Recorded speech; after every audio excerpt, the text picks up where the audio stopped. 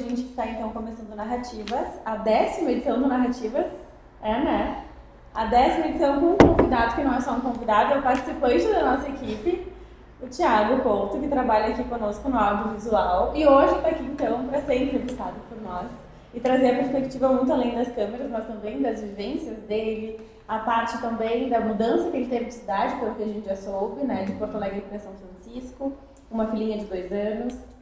E estou aqui com meu colega, Marco Aurélio Alves, psicólogo, que também é um ativista cultural, que atende aqui em Canela, que atende em Osório, que atende onde mais tu atende, que é tanto lugar. Parece Pai de Santo, atende em todos os terrenos. Cada dia ele chega com uma cidade diferente que eu nunca ouvi falar. Muito bem.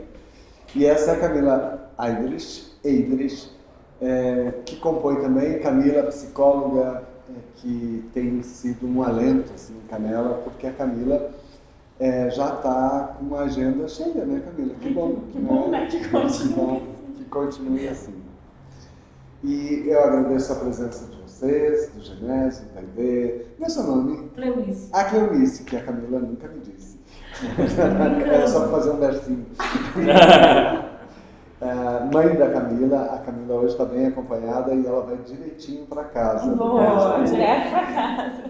A Dida, a Cláudia, muito obrigado a vocês pela presença desse projeto que é financiado pelo Fundo Social do Sicredi, com o apoio do Sidica e do jornal Nova Época, e produzido pelo Instituto Brasileiro da Pessoa com realização do Psicult. Para quem quiser acompanhar, deve estar acompanhando no vídeo, mas basta entrar no psicult.com.br e pode acompanhar todos os programas feitos até aqui. Programas esses que já estão sendo motivo de debate em comunidades terapêuticas em Osório, 2 comunidades terapêuticas, e também no projeto de envelhecentes lá de Tramandaí.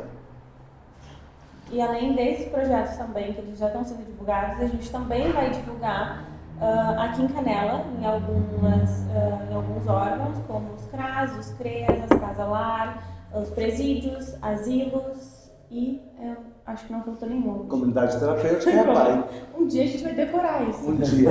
Um dia a gente decora isso. E aí, toda segunda-feira, então, é divulgado no YouTube. E todas as quartas-feiras, então, até dezembro, a gente vai estar aqui no Sidica a partir das 19h30, toda semana com um convidado diferente. Semana que vem o nosso convidado é o Rodrigo Rodrigues, uma liderança que vem do interior de Canela e que passa por Grêmio Estudantil, passa pelo VCE da UFS e chega a vereador do município, um jovem, o vereador mais jovem de Canela. E nós não vamos falar sobre o político, mas sim sobre o ser humano que está ali naquela pessoa. E vamos então à apresentação do Thiago. Tu começa? Claro.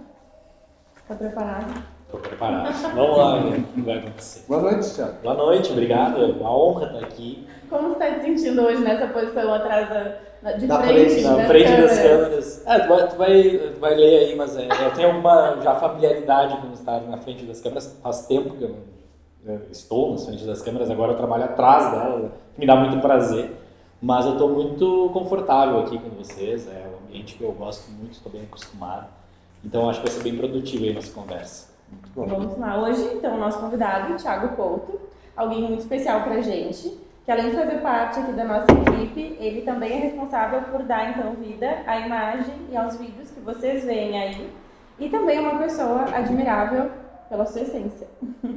E o Thiago é um profissional do audiovisual com mais de 15 anos de experiência e com passagens por TVs e produtoras de Porto Alegre. Ele é formado em comunicação social, jornalismo pela PUC e também tem graduação no audiovisual e convergências de mídia pela Unicinos. E ao longo da carreira ele também já atuou como cinegrafista, montador, assistente de direção e finalizador, colaborando com grandes agências e produtoras e também é sócio de um estúdio chamado Etéria, né? Isso. Que é em Porto Alegre. O Thiago, ele trabalhou em emissoras como SBT, TVE e na TV Câmara de Vereadores de Porto Alegre. Em 2021, ele dirigiu e montou um web documentário sobre o Centro Cultural Vila Flores, pela Lei Aldir Blanc. e em 2024 lançou seu segundo documentário, No Contrapasso do Bugio, pela Lei Paulo Gustavo. Mas o Thiago é muito mais do que um currículo impressionante. Nascido em Porto Alegre, há 4 anos ele escolheu, junto com a família, viver em São Francisco de Paula, em busca de uma vida mais tranquila e próxima da natureza. Ele é pai de uma menininha de 2 anos e dedica-se com amor e leveza a construir uma vida simples, mas cheia de significados. Ele também é apaixonado por cinema e música. Isso a gente não sabia aqui. Temos mais informações. Ele toca violão, guitarra, adora esportes, principalmente o vôlei. E tem uma criatividade que se expressa até nas histórias que ele inventa para divertir a filha. Quem convive com ele sabe que o Thiago é um amigo engraçado, humilde, espontâneo e sempre muito disposto a ajudar, capaz de transformar qualquer situação em uma boa história ou numa piada inesperada. Para ele, a família vem sempre em primeiro lugar, e conciliar esse cuidado com o amor pelo audiovisual talvez seja o maior desafio e, ao mesmo tempo, a maior inspiração de vida hoje. É por tudo isso que no Narrativas nós queremos ouvi-lo, não apenas como um videomaker que registra e cria as nossas imagens, mas em especial pelo ser humano criativo, sensível e curioso, que está sempre aprendendo, sempre evoluindo e espalhando amor e bom humor por onde passa. Boa noite, Thiago. Muito obrigado. Os textos de vocês no início sempre é matador. Né? Muito obrigado. A gente tem boas fontes, né? Boas fontes. A gente sempre escolhe boas fontes. Tem coisas aí que eu não esperava. É mesmo? Não. A gente começa então te perguntando da tua mudança de Porto Alegre para São Francisco. O que te motivou a sair, né, de um centro ali que para ti é muito mais fácil, eu acho, né? Tem questão do profissional, mas optar aí por São Francisco por conta, né, da qualidade de vida. Mas além disso, por que São Francisco? O que te motivou? Como é que está sendo ali também com a tua filha agora? Sim, na verdade, profissionalmente é uma escolha errada, né? Porque, enfim, o meu mercado todo e toda a construção profissional que vocês falaram aí, eu sempre construí em Porto Alegre, né? Eu sou da capital, né? Guri da capital, como se fala. E hoje os meus clientes, os parceiros, eu continuo atendendo em Porto Alegre, né? Mas eu não me arrependo nem um pouco, assim, em ter mudado de cidade, porque é uma questão mais profissional, é uma questão de estilo de vida, né? É uma questão de tu saber quais são os teus valores, né? E o que tu quer da tua própria vida, né? E acho que o momento que eu cheguei com a minha companheira, assim, foi durante a pandemia, né? Que a gente estava muito enclausurado, a gente morava num apartamento pequeno lá em Porto Alegre, e a gente viu que seria possível, a gente continuou os trabalhos à distância, a gente viu que seria possível a gente trabalhar de qualquer lugar, né? E como a gente sempre gostou muito de natureza, de espaço livre, e a gente sonhava em ter um filho, né? A gente disse, bom, então, o que está nos prendendo de verdade, né? Acho que foi um momento de reflexão para muitas coisas, a pandemia, né? E serviu para a gente de dar esse salto, né? De dizer, tudo bem, então vamos fazer o que a gente realmente gosta, o que a gente quer, né? Vamos ter esse estilo de vida mais leve, sem aquela agitação toda da cidade, que é bom, que eu gosto, mas, né, por um certo período, hoje eu já vou para Porto Alegre, fico 2, 3 dias, já, meu Deus, preciso voltar para São Chico, lá para a Serra, porque é tudo de bom, né? A gente se adaptou muito bem, assim, à cidade, né? Mas a escolha de São Chico a gente só tinha vindo uma vez, assim, para São Chico. Por isso você escolheu. E a gente... Que maldade, eu adoro São Chico. Olha, eu tô aqui na frente de vários São Francisquenses, né? E aí eu vou apanhar no final da festa. Eu vou apanhar principalmente de São Francisco, para onde eu vou dia 2, vou passar o dia inteiro trabalhando com o pessoal da prefeitura de lá. E aí eu digo isso, né? Oculta ali deles. Acabou, essa parte foi importante. É uma terra muito boa, né? Que nos recebeu muito bem também, né? Eu acho que, claro, tu vai para uma cidade nova, é uma mudança muito grande, né? A gente não tem nenhuma rede, a gente não tinha nenhuma rede, a gente não tinha nenhuma referência. Então a gente foi morar realmente no meio do mato, a gente morava nas colônias, então era uma casa que ficava no meio, assim, da mata mesmo, né? A gente estava super isolado, né? O acesso era difícil e tal, mas a gente adorava. A gente ficou ali uns 2 anos até quando a Ana engravidou. E como eu viajo muito a trabalho ainda em Porto Alegre, a gente decidiu melhor se mudar um pouco pro centro da cidade, porque ela ficava sozinha, então ela não teria mais condições de ficar sozinha, né? Então a gente mora hoje numa casa, assim, uma casa grande, com um pátio grande, a gente tem cachorro, a gente tem 2 gatos, né? A gente tem espaço para Cora, né? Que veio aí nascer há 2 anos e para ela também, gente, para a gente poder ter a tranquilidade de tu criar uma criança, sabe, podendo levá-la na escola, tendo assim, caminhando, conversando, mostrando a natureza, mostrando o verde, falando sobre a araucária, né, falando sobre o pinhão e assim, né, essa segurança que também te passa, né? Então por isso que eu não me arrependo. Hoje é cansativo, eu vou a Porto Alegre muitas vezes, não só Porto Alegre, mas viajo bastante o estado, né, em alguns países. É cansativo ter esse deslocamento e tal, mas eu não me arrependo de maneira nenhuma, assim, sabe? E eu acho que essa foi a melhor decisão que a gente pode tomar, né? As pessoas às vezes não entendem, as pessoas, meus amigos da cidade, né? Tu foi lá, ficou isolado, cara. Em português fala assim também, né? Foi lá, ficou isolado, né? O que tu faz? Não tem cinema, não tem, né? Não sei o quê. A gente tem a van agora, que é do ladinho de São Francisco. Pois é, é verdade. Nosso shopping. Nosso shopping ali que tem a van, então, enfim.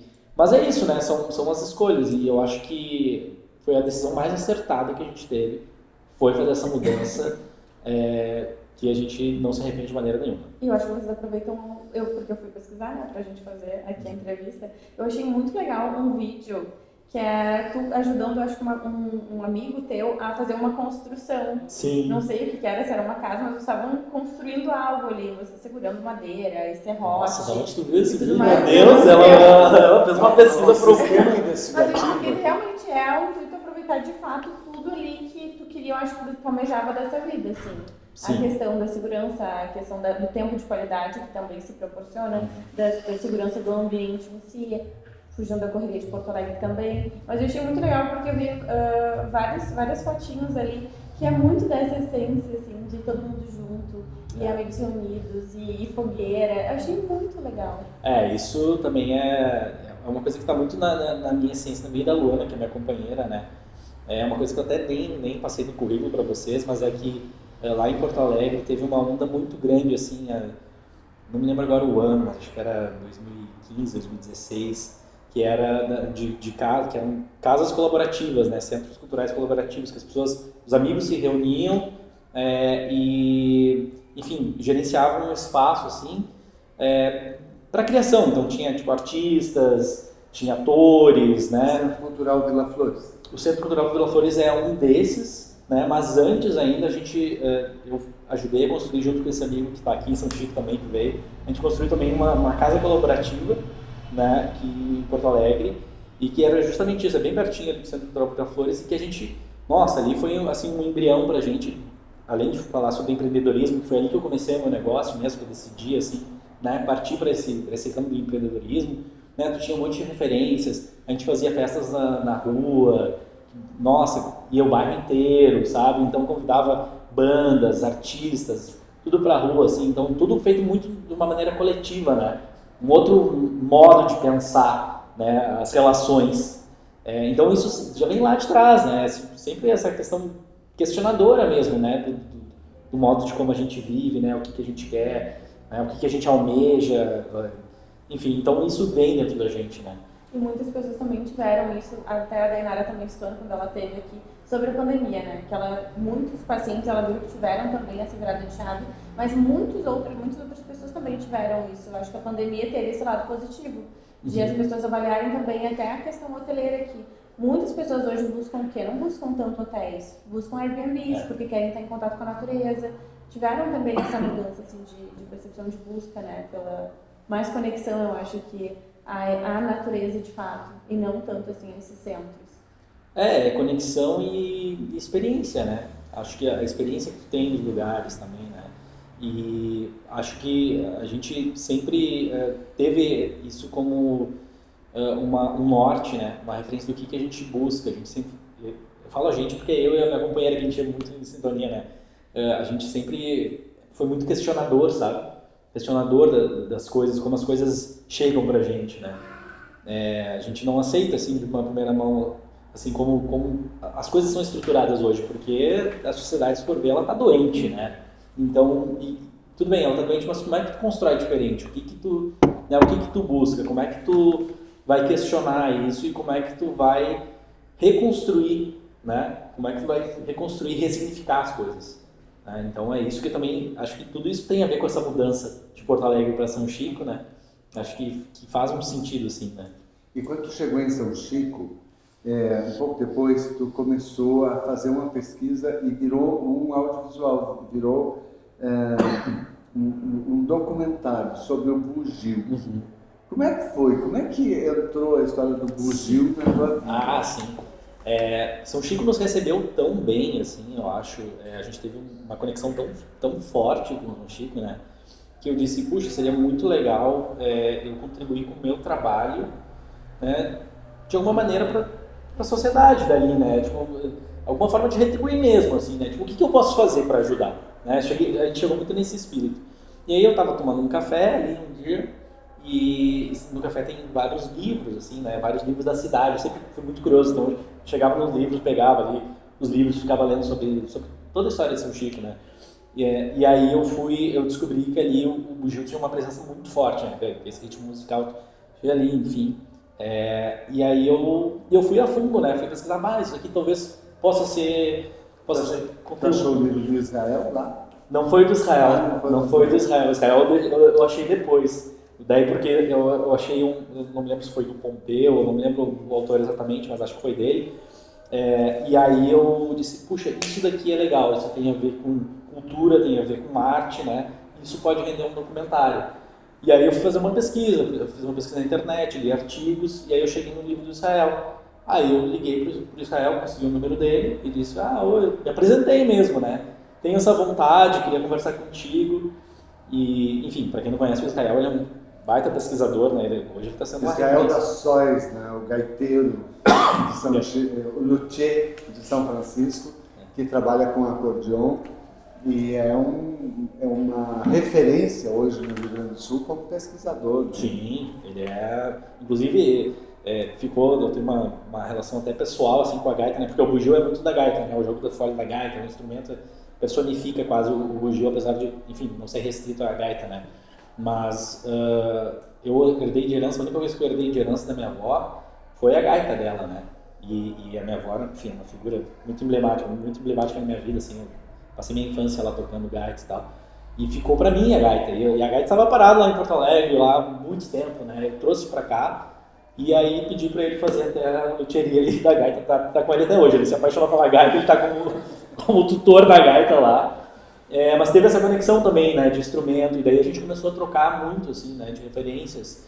Daí, enfim, pesquisei mais a fundo sobre o bugio e disse, Israel, vamos fazer um material sobre isso, né.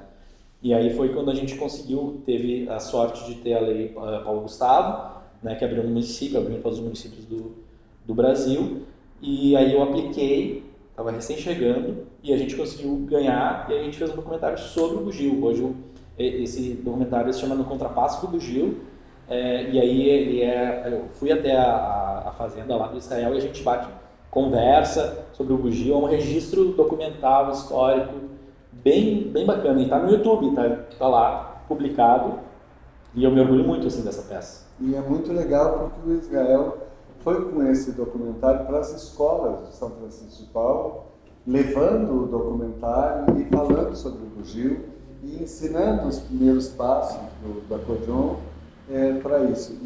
E ainda hoje o Israel, quando consegue sair de casa, porque ele tem que passar pela barragem do Salto.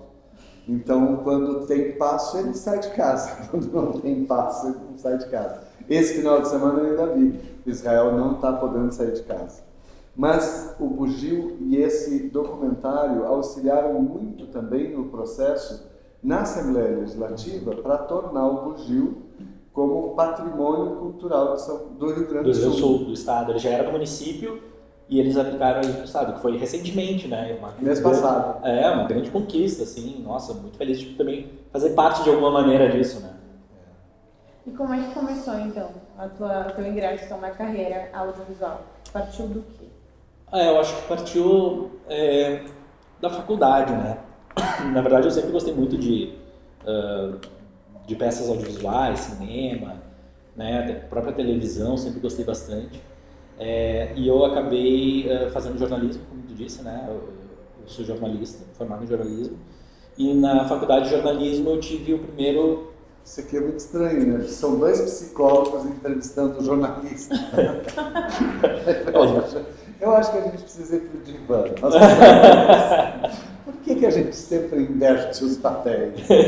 Com o Nicão já aconteceu isso, né? Agora depois podia ter trazido o Nicão para entrevistar. Coitado do Thiago, não ia dar. O Nicão tem muito mais experiência nisso, né? Eu acabei não tendo tanta experiência assim no jornalismo, porque eu peguei uma curva ali no meio do caminho. Mas na faculdade de jornalismo eu tive o primeiro acesso a aulas de fotografia, né? A gente tinha cadeiras de fotografia, e aí a gente aprendia todos os fundamentos da fotografia, pegava com fotografia analógica ainda, né? Então câmeras analógicas, né? E ali foi uma paixão muito grande. Ali eu disse, puxa, isso me interessa, porque daí eu entrei no ramo mais do fotojornalismo, né? Que é diferente, enfim, de outros tipos de fotografia. E ali eu me apaixonei pela imagem.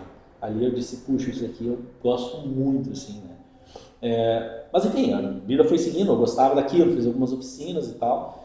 E a própria vida me levou, assim, acho que mais para a parte audiovisual de televisão mesmo, né? Telejornalismo daí. Então eu fiz estágio ali na TV da universidade, ali eu aprendi mecanismos de edição, software, né? Mas sempre trabalhando com a imagem. Logo em seguida eu trabalhei, fui chamado para onde que eu fui, meu Deus, SBT talvez. Trabalhei com produção, hard news, todo dia a gente tinha jornal. Então, né, aquela corrida louca que a gente vê assim, por trás das câmeras é uma coisa muito, muito peculiar, assim. Mas sempre gostando, né? Mas aí, né, mais trabalhando em produção. Depois eu fui para a TVE.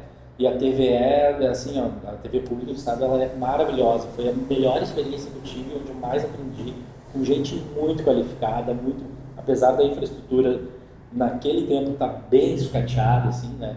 Porque a TVE, enfim, dependendo da gestão política... Dependendo do governador, é a importância que a TV tem. E tudo mais, né? E ali eu peguei o tempo de vacas magras, como a gente chama, mas onde eu mais aprendi, porque aí eu fui fazer entrevistas na rua, né? Tipo, fazer bem aquela coisa de telejornalismo, assim. E também tinha o pessoal da cultura ali, trabalhando maravilhosamente, assim. Eu sempre tive um pé na cultura, né? Tipo, sempre gostando de culturas, enfim, música, tudo mais. E aí depois disso, eu fui para Câmara de Vereadores de Porto Alegre. E aí sim, para a TV Câmara. Na TV Câmara de Porto Alegre, e aí eu trabalhava como repórter e apresentador também. Apresentava o telejornal que eles tinham, e aí trabalhando muito com política, né? Mas é isso, sempre muito jornalismo, né? E acho que fiquei 2 anos lá trabalhando. Aí eu me cansei um pouco, né? Esse universo de política não é fácil. Ele suspira, né? Ele falou que trabalhou com políticos, ele começa a suspirar. O que será? Quem trabalha com político, suspira. Chega uma hora, né, Dica? Chega uma hora que é um suspiro. O que tu vê, assim, assim como te suga muito, né? Te suga muito. Então acaba se tornando muito exaustivo, muito, né? Tu se cansa muito fácil, tu vê coisas, né, da política que tu não concorda, mas enfim, né, tá ali dentro do próprio sistema, né? E aí, nas férias que eu tive, eu decidi espairecer, fui fazer um mochilão, e no momento que eu botei os pés em Porto Alegre, eu disse, não quero mais isso na minha vida. Foi um turning point. Mochilão pra onde? Eu fiz Peru, Bolívia, foi Peru e Bolívia. Voltei, fiquei 1 mês desci tudo de ônibus daí. Fui até o Peru de avião e depois fiz várias viagens lá e fui descendo pela Bolívia e tal. Descendo. E aí foi assim um expansor de horizontes, né? De ressignificação de coisas. E aí, quando eu voltei no primeiro dia, eu disse, olha, para mim não quero mais. E aí, bom, fiquei um tempo assim, eu precisava me encontrar, né? A gente precisa se encontrar quando a gente tem essas decisões e a gente não vem com as respostas prontas. A gente precisa de um tempo para maturar e saber o que eu quero da minha vida, né?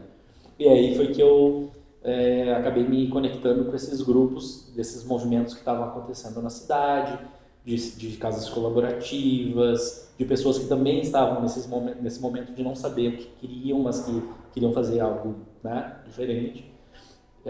E é ali que eu revi, disse assim, puxa, lá na faculdade eu gostava muito de trabalhar com a imagem, fazendo a imagem, não aparecendo na frente das câmeras, né? Eu gostava muito disso, então eu acho que eu vou investir nisso, assim. E aí foi daí que eu comecei a fazer mais, né? Eu decidi empreender mesmo, não trabalhar mais para ninguém, né? E Não trabalhar mais para ninguém significa não trabalhar mais. não, trabalhar dobrado, porque empreender não é nem um pouco fácil, né? Mas foi ali que eu comecei, assim, então, a investir nisso, a estudar bastante, né? E eu sou muito feliz porque eu faço uma coisa que eu amo, assim. Hoje eu posso dizer isso, sabe? Tipo, eu adoro gravar e conhecer realidades diferentes, né? Que é uma coisa que, enfim, eu trago do jornalismo isso também, né? Eu fiz jornalismo porque eu gosto de ter contato com outras realidades que não a minha, né? Então eu tive muitas oportunidades de conhecer isso, de ter acesso a isso, né? E, enfim, sou apaixonado pelo que eu faço. E tu fez um web documentário sobre o Centro Cultural Vila Flores. O Centro Cultural Vila Flores, eu acho que é uma experiência única no Brasil de centro cultural. Ele está localizado no 4º distrito de Porto Alegre, que é uma região ali perto da rodoviária, da Voluntários da Pátria, toda aquela, entre a Cristóvão Colombo e a Farrapos, né? Exatamente por ali. E é um lugar de muitos prédios antigos, abandonados, muitas fábricas, ali era uma área industrial, e que, acho que nos últimos 15, 20 anos talvez, tenha se transformado numa referência de espaços culturais, salas de ensaio, salas de espetáculo, estúdios de gravação. Chegou a ter uma TV, a RDC era lá. Não, era perto, não era ali exatamente, era bem pertinho. Mas virou um centro, um grande centro cultural aberto, né? E tu fizeste um documentário sobre Vila Flores. Na verdade, eu tive a minha produtora, né? Eu tenho uma produtora que é a Etérea até hoje. A gente ficou 5 anos no Vila Flores. A gente tinha nossa produtora ficava ali dentro, né? Então a gente teve muitos contatos ali, muitas pessoas diferentes, muitos artistas, gente, né, tipo também da saúde, que trabalhava com yoga. Enfim, o Vila Flores vale a pena visitar. Conta o que é o Vila Flores. O Vila Flores é um centro cultural, então, né, que ele são 2 prédios da década de 30, que eles eram hospedagem, assim, tinha uma pessoa que trabalhava ali, passava um trem ali, né, então esse pessoal que trabalhava ali nas ferrovias e tal, eles eram casas de aluguel, eles ficavam ali, nesses 2 prédios, assim, são prédios enormes, lindos, maravilhosos, mas que foram herdados, né, ele é de uma família, foram herdados, estava completamente caindo aos pedaços, e essa família, ao invés de derrubar ali para fazer alguma outra coisa, ela disse, não, vamos encarar isso daqui, vamos chamar, a família tinha muitas conexões com artistas e pessoas, assim, né, reuniu um grupo imenso de pessoas, e eles fizeram um mutirão, assim, transformaram o espaço, e aí cada um pegou uma sala, né, e ali se tornou um centro cultural de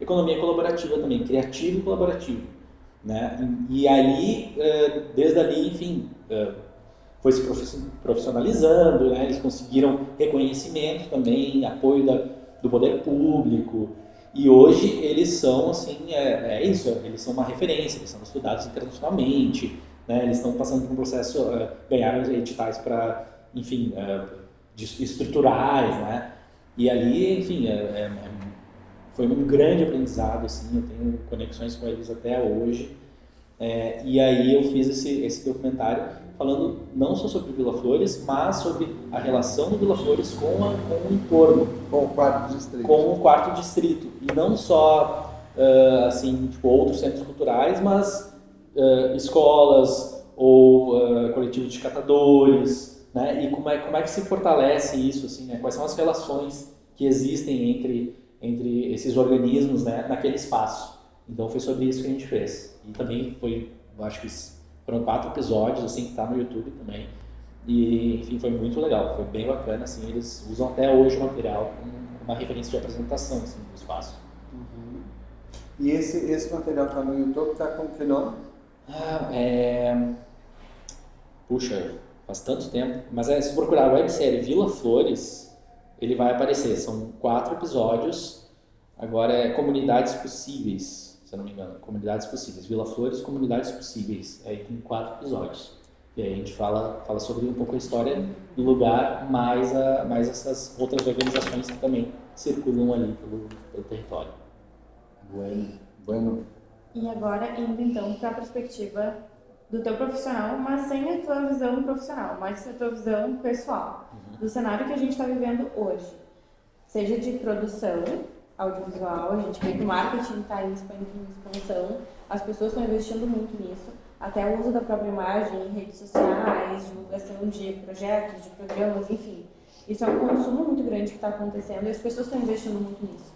Mas a tua percepção, qual é a tua visão do cenário atual? Sobre o audiovisual, de uma maneira geral? E sobre redes sociais, sobre a utilização de imagens? Eu acho que a gente teve uma grande transformação no audiovisual, né? Com o advento do próprio celular. E eu sou muito aberto a novas tecnologias. Assim, eu não condeno as novas tecnologias, a gente só precisa aprender um pouco sobre como lidar com elas, né? Porque o que acontece? O audiovisual, ele é uma profissão que é muito cara. É muito caro fazer investimentos de câmera, de lente, né, de luz. Enfim, o cinema é muito caro, né? Tudo muito caro, os orçamentos são muito altos. Aí, quando tu começa a inserir, por exemplo, um smartphone com uma câmera, né, e que grava, e que tu pode postar, olha a dimensão que isso tem, a oportunidade que tu também dá para tipo, um jovem de periferia fazer um conteúdo, entendeu? Que ele sempre quis fazer. Ele sempre quis, por exemplo, mostrar a realidade dele. Ele nunca conseguiu, ele nunca teve acesso. Quando tu permite isso, dá acesso, ele consegue mostrar. E ele consegue, enfim, ter voz, né, nesse meio. Então, olha que coisa maravilhosa que é. E descobrir outras culturas também. E descobrir outras culturas, e ter o acesso, né? Enfim, isso é uma ferramenta muito poderosa, né?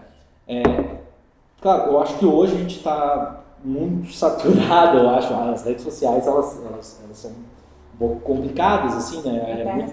É terra sem lei, mas enfim, eu tento olhar pelo prisma positivo, sabe? Assim como, por exemplo, agora no audiovisual, não só no audiovisual, mas a gente está vivendo uma revolução que é da inteligência artificial, né? Que sempre se diz assim, vai acabar com, por exemplo, a nossa profissão. Hoje tu pode construir tudo com um prompt ali, um texto, né? Que tu diz, eu quero que apareça tal coisa. E a imagem já vem, né? Mas eu acho que a gente está... Desculpa, e o pior que isso é a quantidade de fake news que criam nesse momento com a inteligência artificial. Né? Perigosíssimo. Porque parece real, parece verdadeiro. A abertura do Jornal Nacional, aquele comentário que o William Bonner faz no início, eu já vi coisas de atrocidades, assim, durante o julgamento do Bolsonaro, por exemplo, uma série de comentários assustadores com o que se vê, porque as pessoas vão acreditar naquilo, né? Aquilo parece notícia, parece verdade. Eu estou falando desse, mas são muitos outros também, né? A descoberta de medicamentos, e aí daqui a um pouco tudo parece verdade pela inteligência artificial e imitando cenários. Daqui a pouco vamos imitar, eu estou preocupado com isso. Vão roubar nosso programa? Vão roubar, a nossa, desculpa, Tiago. Mas eu estava falando nessa democratização e na inteligência artificial. Eu acho que a gente está falando justamente sobre isso, né? Que eu acho que a gente está no mesmo dilema, assim, ou o mesmo discurso que dizia assim, o rádio, né? Teve a época de ouro do rádio, aí, bom, chega a televisão, bom, então esquece rádio. O rádio morreu, né? Agora é só a televisão, aí depois não morreu o rádio, continua firme e forte. Eu sou mais antigo. Quando surgiu o rádio, morreu o teatro. teoricamente morreu sim, o teatro, depois sim. veio o rádio e depois a televisão, depois a internet, então arrasa quarteirão, porque tu tem TV, tu tem rádio, tu tem impressa, tudo ali. Chegou a internet, acabou, né? Esquece. E eu acho que a gente está meio que também vivendo isso, assim, de tipo, chegou a inteligência artificial, a gente diz, nossa, o mercado vai acabar, né? Tipo, não tem mais, por que a gente vai, né, investir e estudar sobre vídeo, né? Porque hoje qualquer um pode escrever ali. E eu acho que não é, eu acho que não é, porque pra gente que entende, né, e tipo, trabalha com isso, a inteligência artificial, ela acaba assim, nivelando, padronizando tudo, né? Então, assim, a gente vê, o que ela faz? Ela pega a média de tudo que está na rede, ela pega a média, assim, né? Então, tu tem que se sobressair de outras maneiras, né? Eu acho que também a gente tem que aprender a usar ela como um recurso, né? E eu acho que as pessoas, eu acredito nisso, elas vão também buscar com o tempo o que é mais humano mesmo, sabe? Então assim, as pessoas talvez comecem um contrafluxo de tipo, procurar mais documentário, mais o que foi feito pelos humanos mesmo, assim, quase como um contrafluxo disso tudo que a gente está vivendo, né? Então, eu acho que é por aí, assim, a gente tá se debatendo muito sobre isso agora, mas quem também, assim, acredita, eu acredito que ela não vai substituir, né, até porque acho que a dimensão humana, ela não pode ser substituída por uma inteligência artificial, eu acredito nisso, assim, né, mas a gente vai viver um tempo muito interessante, né, E a sensibilidade humana, né, porque a inteligência artificial, no primeiro momento, parece muito bonito. Os textos, né, quando a gente lê textos da inteligência artificial, eles são interessantes, mas eles são ocos. Um texto, por exemplo, falando sobre o bugio, escrito pelo Israel em São Francisco de Paula, ele, obviamente, ele tem um conteúdo humanitário imensuravelmente superior à inteligência artificial que poderia servir para o bugio em Nova York, né? Exatamente. Seria a mesma coisa, ou seja... É que não gera conexão, né? E eu acho que é isso que também as pessoas buscam muito hoje. A gente consome conteúdos que pra gente tem uma conexão ali, né? A pessoa que a gente se identifica, o que ela tá trazendo, a abordagem, a vida que ela leva, isso que as pessoas estão buscando muito consumir. Conteúdos que trazem essa conexão. E acho que a inteligência artificial, de fato, nunca vai conseguir trazer isso. Porque é muito superficial. Exatamente. É isso, e eu acho que também, até falou isso, a gente tem que ter muito cuidado com essa questão de manipulação de imagem. Porque realmente, gente, assim, até a gente que trabalha com isso, às vezes a gente olha assim, a gente não acredita que é inteligência artificial, né? Então, assim, tem que ter muito cuidado. As redes sociais, ela é ótima, acho maravilhoso, eu tenho acesso a muitos conteúdos, estudo através delas, mas ela é muito perigosa também. E aí, como é que tu vai, né, fazer a dosimetria, para usar uma palavra que está em moda agora, né, sobre isso, né? E acho que depende muito, assim, de uma questão de educação mesmo, sabe? A gente tem que saber o que a gente está vendo, a gente tem que saber a fonte que a gente está vendo, né? Usar com responsabilidade. Usar com responsabilidade e sempre questionar, eu acho também, né? Eu acho que tu falou, tem uma mídia que é o TikTok, muito usado, né? E principalmente pela população periférica. Mas eu observo que ali voltou a existir algo que parecia enterrado, que é o preconceito. Então são pequenos vídeos, às vezes de 1 minuto e meio, mas um preconceito terrível, assim, que não diz com clareza, não fala com clareza sobre o que quer dizer, mas a construção daquilo é horrível. E aí entram todos os tipos de preconceito estão ali e divertem uma camada da população. Porque se aqueles vídeos, cada vez que eu olho, ele foi visto por 180 mil pessoas, outro foi visto por 500 mil pessoas, e ele está alimentando o preconceito. E pode ser do etarismo, pode ser da gordofobia, pode ser de tudo que a gente imaginar, e está ali. Nós estamos com canais em que as pessoas veem milhões de vezes por dia. A média de um adolescente diante disso é de 10 horas diárias. Então tu imagina, eu estou recebendo 10 horas diárias de preconceito. né? Porque são raros os conteúdos realmente que têm algum significado. Eu fico com muito medo de ser aquele velho que fica torcendo para a volta do SBT, né? Não, da TV Tupi, assim, eu fico com muito medo da rádio Clube de Canela, conduzida pelo falecido Pedro Dias, né? Porém, eu olho e me assusto. Sim. E a imagem tem potência, né? A imagem, ela também, ela valida muita coisa. Então, é muito difícil, eu acho assim, tu questionar um vídeo quando ele aparece para ti. Quando, por exemplo, esse caso da fake news aí, que é o William Bonner, né? Manipulado ali. É muito difícil tu questionar, tu chegar e dizer assim, mas peraí, isso que ele tá falando não faz sentido nenhum. Tu vai olhar para a imagem e vai ver, é o William Bonner, funcionário do Jornal Nacional, dando uma cabeça, né? Dando uma notícia ali. Tu não questiona, tu aceita, tu é muito passivo, né? Tu vê que é uma figura de autoridade ali, tu compra. Exato, né? exato. Outro dia eu vi um que era do Fernando Haddad, do ministro. Poxa, o ministro dando uma notícia, atrás tem o símbolo do Brasil. E aí eu cheguei a mandar para um amigo da área e eu perguntei, será verdade isso que o ministro está dizendo? E aí ele disse, claro, olha ali, tem até o símbolo do Brasil. 2 segundos depois ele disse, mentira, é fake news, não é verdade, o ministro não disse isso. Mas quanta gente não perguntou se aquilo era verdade ou não? E o ministro estava falando de um benefício que estava sendo distribuído para algumas pessoas, eu não vou dizer quem, mas ele dizia que só naquele dia. E aí eu pensei, mas só naquele dia, sabe, que coisa estranha, parece lei de Tramandaí, que só tem validade um dia, né? Então, que coisa estranha isso, mas é o poder da imagem, né? A imagem, ela dita muito fácil, né? É muito suscetível a ser enganado através da imagem, né? Pois é, desculpa, Camila. Não, eu ia falar que exatamente a imagem hoje virou uma moeda social, né? Uhum. E eu queria perguntar, tu ia perguntar, posso perguntar? Quase a mesma coisa. Então tá. Tá, pode perguntar. Não, sobre Agora ele tá respeitoso. Cometido. Eu hoje fiquei quase quieto. Obrigada. Mas eu tô pegando café pro Thiago e não pegou pra mim. Tô brincando. Tu toma um pouco. A gente tá num debate aqui. Entre os dois, nós estamos discutindo a relação. Tô chateada. Vai acabar a narrativa. Não tem mais A equipe brigou.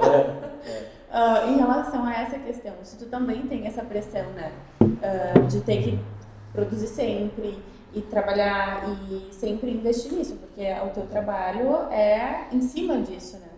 Como é pra ti? Assim, a gente sempre tá aprendendo coisas novas nessa área, né? Eu acho que tu sempre tem que estar acompanhando o que está acontecendo, né? Eu sou um cara, às vezes, que tem até umas resistências, assim, né? Mas eu sei que eu não posso lutar contra porque, enfim, sou empreendedor e tal. Então tu tem que te moldar toda hora, né? Quem empreende, quem trabalha com vídeo hoje, sempre tem que estar sabendo o que está acontecendo, para onde está indo e se adaptar, né? Eu acho que se adaptar é fundamental, assim. Mas também tem o seu lado encantador, né? Tem o seu lado encantador de aprender coisas novas, de descobrir coisas novas. A tecnologia está evoluindo muito também no audiovisual, né? E como tu pode usar isso ao teu favor, né? Eu tenho essa visão, assim, pelo menos. Um outro fator, assim, quando tu produz alguma coisa, qual é a tua preocupação com a imagem? Que tipo de preocupação para o cara que está atrás da câmera? Ou seja, hoje ele está na frente da câmera e a câmera está abandonada. Genésio, faça favor, assume ali. Como é que é? Sim. Que preocupações assim tu tem? Tu está fazendo, por exemplo, aqui o narrativas ou quando tu está fazendo um audiovisual, o que te preocupa? Me preocupa sempre trabalhar com a verdade. Eu acho que isso é um perfil assim, eu tenho esse perfil documentarista, né? Porque é isso, a gente pode fazer muitos truques, né, no vídeo. A gente pode, enfim, quando, por exemplo, tu está trabalhando numa montagem, numa edição, editar é sempre escolher o que vai entrar e o que vai ficar fora, né? Então, quando, por exemplo, tu trabalha com documentário, quando tu está trabalhando com uma realidade diferente, tem que ser muito cauteloso, cuidadoso sobre o que tu vai inserir e o que tu vai tirar, né? Porque, enfim, tu está trabalhando com vidas de pessoas. Quem tu é para julgar a vida das pessoas? O que vai ser valorizado, o que não vai ser? Então, o que eu sempre busco, além dos trabalhos publicitários que eu faço também, né, com as agências, mas quando eu trabalho com documentário, eu sempre procuro essa verdade, né? Na questão assim mais de narrativa e conteúdo. Na questão de imagem, claro, né, a gente tem as preocupações naturais do vídeo, né? Então, se está bem iluminado, qual a lente que a gente usa, e aí, enfim, entra em questões mais técnicas, né? Que também ajudam a contar a história, né? Como é que tu vai contar aquela história? Para cada situação tu tem um aparato diferente, né? Então tu tem que estudar bastante para saber como vai contar aquilo através da tua lente, né? E acho que o que me guia mesmo é isso, é a verdade, é sem enganação, sem truque, sabe? Vamos trabalhar com isso porque, enfim, é o que me norteia. Mas aí tu chega num nível de aperfeiçoamento, porque existe no Brasil, pelo menos, o tal do padrão Globo de qualidade. E esse padrão Globo de qualidade nem sempre reflete a verdade. Às vezes é para engajar. Sim. Não, mas assim, a Globo é uma grande potência, né? Então eles têm muito dinheiro, tem muita... Assim, se tu olhar, por exemplo, esteticamente para uma novela da Globo, ela é maravilhosa, entende? Tu vê, por exemplo, o Pantanal, o que é aquilo? Aquelas imagens maravilhosas, é lindo, mas assim, eu nunca vou chegar lá porque eu não tenho milhões para investir, porque isso daí precisa de investimento, precisa de equipe, né? Eu acho que tem a mesma potência de fazer um documentário com um assunto, né, relevante, que mostre uma determinada realidade, um recorte de uma realidade. Ele tem a mesma potência, assim, e não a potência estética. Eu não estou falando da potência estética. Eu estou falando da potência de conteúdo, da potência que o espectador ele vai olhar, ele vai refletir e talvez ele mude alguma coisa nele. Olha que coisa maravilhosa que é isso, né? Tu chegar, é quase como se fosse assim um diálogo com o espectador, né? A gente está mostrando uma coisa e tu vai fazer ele pensar e talvez ele mude de opinião, né? Que coisas que talvez com um diálogo tu não consiga se a gente estiver conversando, né? Porque aí tem o poder da imagem, tu consegue mostrar uma realidade. Tem um distanciamento ali, né? Da tem pessoa. Um distanciamento e talvez isso é fantástico, né? Então eu vejo por essa ótica, assim. Então seria isso que para ti difere um conteúdo, digamos, feito para engajar a um conteúdo que realmente transmita ali uma história de fato? Eu acho que o entretenimento é maravilhoso, assim. O entretenimento nas redes sociais ele é maravilhoso, ele ajuda, assim, ele é importante, o entretenimento é importante, seja uma novela, uma ficção, né? Eu acho que isso faz parte, a gente precisa às vezes escapar também, né? Sair um pouco da nossa realidade e viver outras vidas, viver outras histórias, né? Acho isso importante, mas eu acho importante a gente também saber o que está acontecendo ao nosso redor, né? Então tu tem esses dois momentos, eu acho que toda hora a gente dialoga com isso. Eu adoro ir no cinema, adoro, né, ver filmes de ficção, mas eu também gosto de ver documentários, então é isso, sabe? Eu gosto de ver jornal. Ainda tem essa base do jornalismo, eu escuto rádio toda manhã, eu assino jornal impresso. Eu fico pensando, quem é que da minha idade, né? Ai, Kindle. Eu não entendo quem gosta de Kindle. Não consigo Me também. agonia. Não consigo. Minha vez agora. Sabe os nossos livros físicos? É um aparelho. É um aparelho. Eu tava feliz que tu não sabia e eu ia explicar dessa vez. Não consigo me adaptar também. Mas é o cheiro do livro. Tocar, né? E voltar a página, marcar com os meus... E tu sabe o que é o legal do jornal, além de eu também ter essa questão de eu gostar muito das imagens, do fotojornalismo ali, que eu gosto, mas é que o jornal, ele também te tira desse teu algoritmo das redes sociais, né, do que eu tô vendo. Então, às vezes no jornal eu descubro coisas que não chegariam para mim, né.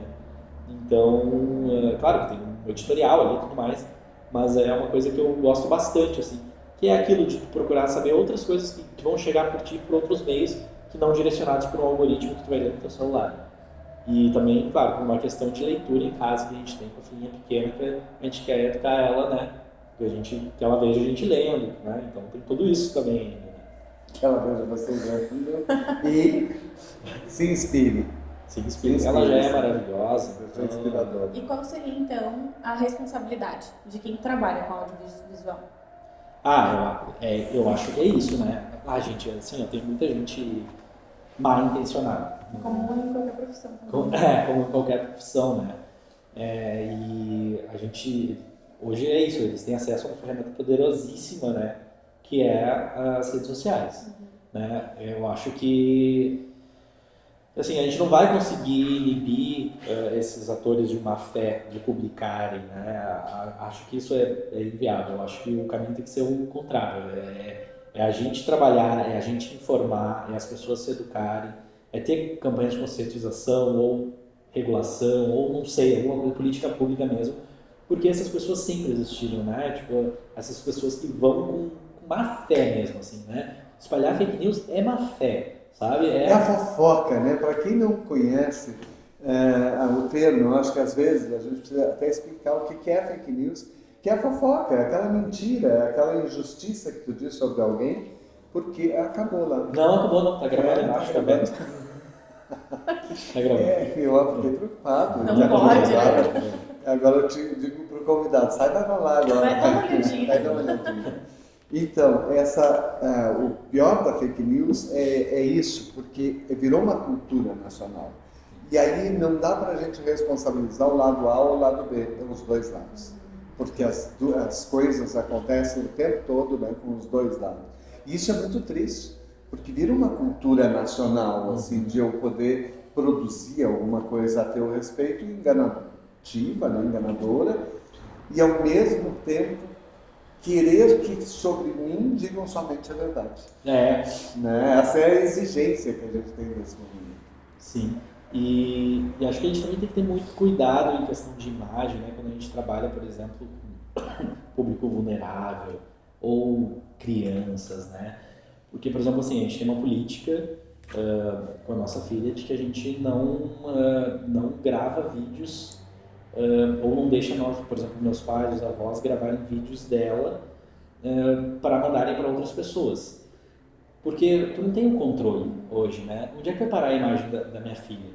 Né? Porque tu daqui a pouco vai mandar para uma outra pessoa, que vai compartilhar com outra pessoa, né? E a gente acha que a gente perdeu um pouco desse cuidado com a imagem da gente, né? Com a imagem própria. Assim. Imagina, muito exposto, e é isso, tu nunca sabe quem vai assistir. Então imagina uma criança. E com a intenção de quem vai assistir. Exato. Como agora, né, que teve toda aquela situação com o Felca, né, que fez as denúncias, e eram coisas que nem eu imaginava que acontecia. Mas acontece. A internet, hoje ela é uma terra sem lei, né? Então, assim, tu tem que ter um cuidado sobre isso. Mas quando falam em regular, o governo brasileiro tem muito interesse em regular, mas há um segmento que diz não vai censurar. E, na verdade, a mentira precisa ser censurada. Sim. Não pode só a ter mentira, mas o preconceito, os crimes, né? Porque hoje tu fazer um preconceito racial é um crime. Por que se eu falar alguma coisa, um preconceito racial aqui, eu vou ser preso, né? Por que se eu falar na internet com você? Né? Tipo assim, por que eu tenho essa liberdade? Com o poder que tem a internet de chegar a milhões de pessoas. Isso até pode ser, né? Se existir a denúncia, mas até tu chegar nisso, né? Olha que já se espalhou. Eu acho que é isso. Existe uma Constituição, existe uma legislação, um Código Civil, Código Penal, e a gente tem que respeitar essas regras, seja em qualquer ambiente, um ambiente virtual ou um ambiente real, né? A gente tem que estar jogando no mesmo jogo, senão tu dá liberdade para muitas coisas. E a gente está vendo essas muitas coisas acontecerem, né? As irresponsabilidades, tem pessoas que morrem. Já saem das redes sociais e vêm para a vida real, né? E na verdade até acho que eu sou um pouco crítico disso, de ter a vida virtual e a vida real. É a mesma coisa. Exatamente, é a mesma coisa. Às vezes tu te sente mais confortável só para expor isso por trás de uma tela. Claro, o anonimato, ele permite muitas coisas. E o perigo, né? Nós tivemos um convidado, o Martim Gil, né? Que ele disse, ele publicou um vídeo e daqui 1 hora, 2 horas depois tinha 200 mil visualizações. 200 mil visualizações. Então, eu fico fazendo a conta, quanto é que 200 mil pessoas juntas, né? E olha o poder disso. Ele estava falando de uma receita. Maravilha, né? Que teve 200 mil. Mas tem um caso agora, de poucos dias de Gramado, que foi a vida íntima de um casal.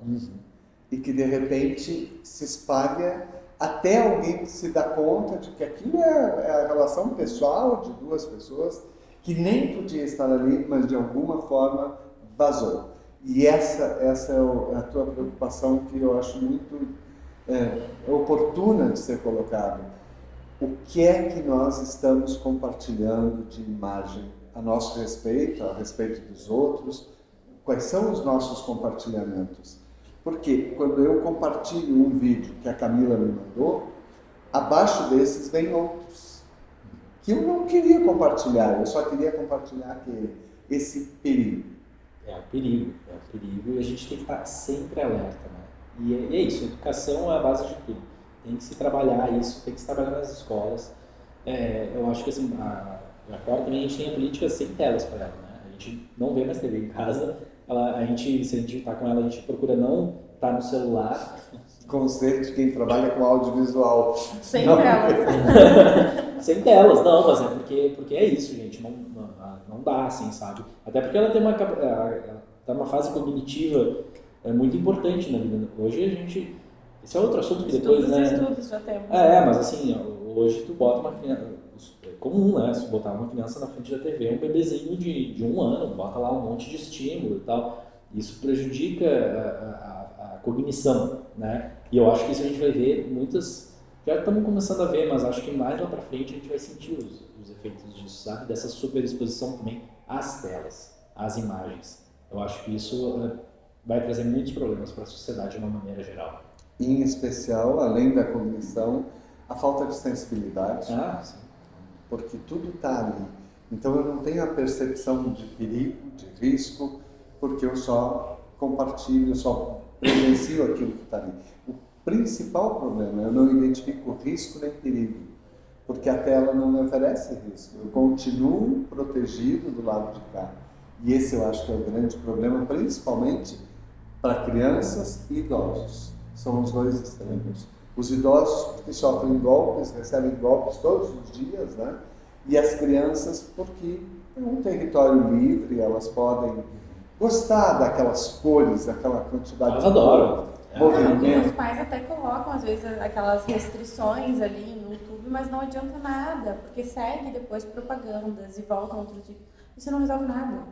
E tem uma outra coisa que os pais nunca se dão conta, e tem um paciente meu que foi hábil o suficiente para isso, um adolescente. Os pais proíbem alguns sitezinhos ali para eles acessarem. Porém, ele entra com um perfil falso, ele cria um perfil falso, entra pelo perfil falso e ele vê tudo que ele quiser. Tudo que ele quiser, não. Então, é isso. Eu acho que também tem que ter esses cuidados, principalmente com crianças. Né? Então, a gente, claro, trabalha com imagem, com vídeo, como tu falou, mas a gente tem que ter consciência como pais, né? Acho que isso é fundamental, assim. Então, hoje, tu olha para a criança, as pessoas dizem para ela, nossa, mas como ela é articulada, como ela fala, já com 2 anos, ela tem um vocabulário tremendo, assim, né? Mas, claro, porque ela é estimulada. E ela tem muito livro, ela adora, ela cria histórias em cima dos livros, ela canta em cima dos livros, a gente sempre está ali presente, comprando coisas novas, a gente conta muitas histórias, e é claro, ela vai construindo um vocabulário a partir disso, né? Diz que tu gosta muito de criar histórias, é verdade? Eu crio pra ela? Eu crio toda hora histórias pra ela, porque é isso, né? Tem esse lado lúdico, assim, que eu acho muito legal. Conta uma, Thiago. Não sei lá, eu crio na hora que ela tá dormindo, e eu também já tô quase aqui, eu começo a inventar, e ela lembra, e depois ela pede de novo. E aí, como é que faz? E eu faço personagens também, né? Falo, eu sou o lobo mau, e ela sai correndo. Então é isso, né? Acho que essa parte ela, tipo assim, ela é muito criativa, né? Porque ela também já começa a fazer personagem. Agora tu é o rei, agora tu é a rainha, tu é a madrasta, ela fala. E eu sou a Branca de Neve. Né? E aí a gente meio que já começa a interpretar ali, ela começa a criar situações, misturar histórias. E nossa, isso é fantástico, né? Isso é maravilhoso. Por isso que eu preciso de uma escola de teatro pra ele. Mas só fora da entrevista dele, não sei se acontece contigo também, mas eu tô vendo vários adolescentes que queriam muito investir agora que eles estão se formando em audiovisual, em cinema, em teatro, em música, E eles estão frustrados porque eles têm receio de investir nisso e aqui não ser valorizado e eles não terem o que fazer depois, porque a vontade seria, por exemplo, voltar para cá. E eles não terem com o que trabalhar porque não tem um investimento aqui, né? Aqui em Canela, tu fala? Aqui eu digo na região, aqui próximo a nós. É. E aí eles estão muito preocupados em relação a isso. Assim, Mas de, não tem- quero fazer, mas e o que eu vou fazer depois? Me permite, De não não ter tem questão lugar financeira. algum e nunca teve. As pessoas que decidem trabalhar com arte, com criação, elas sempre vão estar lutando contra as impossibilidades, as portas fechadas, né? A incompetência do serviço público. Sempre, historicamente, isso não muda. E não é nessa cidade, não é em outra, é em todas. Né? A concepção de que arte, que teatro, música, dança, audiovisual, enfim, o que for, Teor cultural, né? qualquer coisa de teor artístico, humanitário, não serve. Né? Agora nós temos ao fundo aqui um filme sobre uma tribo indígena. Muito provavelmente ele não chega aos adolescentes, né? Porque pouco se divulga conteúdo artístico. Nós não vamos ter essa realidade. E quando tem, é na escola. E a escola é um território para outras finalidades e não para essa. Sim. E é por isso que é tão importante, eu sou um grande defensor de política pública, de edital, né? Essas coisas que fomentam a cultura, porque é preciso ter isso, né? Porque tem muita gente crítica, né? Que diz, não tem que dar dinheiro para eles Para artista, para artista, pelo amor de Deus, né? Para artista. Mas é isso. Deixa eu ouvir agora o Chico Buarque, Caetano Veloso, Gilberto Gil, juntos. Estão aí os da Lei Rouanet. Vai ler. Eles nunca receberam Lei Rouanet na história. Né? Agora, no Rio Grande do Sul, a economia criativa move mais de 700 eventos aqui financiados pela Lei Rouanet. E são esses eventos que movimentam a economia das cidades. Porque esse cálculo ele nunca aparece, né? Mas ele diz assim, vai dar o dinheiro. Mas o que a cultura move, ela na verdade, ela gera mais renda do que ela recebeu, né? Então existe esse cálculo. Então, por exemplo, assim, se investir R$1, volta em imposto, porque movimentou, né, toda uma economia assim, sobre um espetáculo, sobre uma coisa, volta 1,30, sei lá, 1,27, não sei quanto que volta, sabe? Então a gente precisa dessa valorização da cultura, né? Os artistas, os próprios empreendedores da cultura, é muito importante, é muito fundamental, as pessoas têm que saber que investir em arte é muito importante para uma construção de nação, de identidade, né? De democratização de cultura e é isso, no final das contas, né, para a economia é bom também, então é um argumento que não existe. São Francisco de Paula é um exemplo nisso, né, que lança editais na área da cultura, recebe recursos, repassa do governo federal, faz seus editais e a pontuação aumenta se os profissionais forem de São Francisco de Paula. Isso é maravilhoso. Então isso valoriza o profissional local. Mas não tem, tudo bem, tu pode até querer contratar de outro lugar, tu é livre para isso, né? Porém, a tua pontuação é menor. Então, e por que tu contrata o artista local? Porque aquele dinheiro vai ficar ali, ele vai pagar o aluguel, ele vai comprar o gás, ele vai comprar a lenha, né? Vai trabalhar ali. E nós já acabamos o nosso tempo. Bem, eu agradeço, muito obrigado, espero que tenha sido proveitoso para todos aí. Tiago nos obrigou a botar ele aqui hoje em dia. Ele foi a pessoa que mais resistiu. Até hoje o Tiago foi o convidado que mais resistiu e dizia, eu? O que eu vou falar? Não, mas fui super bem para mim, passou rápido até. E tu não vai ganhar mimo porque é o teu mimo. Meu tá aqui já tá aqui, tá ótimo. Mas então a gente vai convidar, nós sempre convidamos alguém, né, para fazer a entrega. Hoje nós vamos convidar a Inês para fazer a entrega. Então, eu estou com uma pergunta aqui. Mas olha só! É o relato. Faz a pergunta. Deixa eu só relatar. Tira o pacote de fora, externo, a sacolinha, para não fazer propaganda. Eu vou pedir para eles. O meu filho é perito e anda pelo Rio Grande do Sul, que eu amo. E ele chega ele é católico, né? Tinha religião para ele mesmo. E daí chegamos em qualquer lugar por aí, Passo Fundo, por aí, Vacaria, a Vermelha, faço uma igreja, aí ele tira uma foto comigo. Fala bem alto. uma foto comigo e publica para os parentes. E de repente ligam lá para casa, tem uma foto tua e da tua mãe, tu tá vendendo peças de trator. Aí ele foi na polícia, até agora faz mais de um ano, não deram resposta. Um amigo dele precisava comprar uma peça de trator, ligou, tem uma foto, tem outro nome. Sim. Mas com a minha foto, ele disse que ele é mãe de família, que ele é isso, que ele é aquilo, e eu, primeira foto dele e depois eu com ele, na frente de uma igreja. Que foi, parece, não sei se foi Bento, Farroupilha, que foi feita aquela foto daquele momento, e ele está vendendo, agora já disseram que ele não só está vendendo peça de trator, mas já vende outras coisas. Por um preço menor. Desculpa. Por um lado eu até entendo, porque tu é uma modelo muito bonita, né? Então eles usaram a tua imagem. Mas é horrível. Não, as pessoas vão dar dinheiro para aquela fotografia. Porque o perigo estão vendendo, por sorte, é trator, mas podiam vender qualquer coisa. Parece que tem carro também. Me desculpem você. Não, mas é bom. É bom. Porque estava atrasado. Tem que fazer queixa, tem que fazer boletim de ocorrência, mas é muito difícil pegar, né? É muito difícil. Agora não Obrigado. Então vai lá, então. Pode inventar para tua filha. Eu estava no Muniz, do outro lado da ferradura, e meu irmão foi por lá ver uns bichinhos, e tinha as porcas alçadas, ficam ferozes para os humanos. E lá tinha do meu irmão. E eu fiquei sozinha, não tinha nem um pauzinho, nada, e eu vi aquele barulho da porca braba. Meu Deus, eu não posso subir na árvore. Peguei uma pedra, eram os bugios assustados de mim.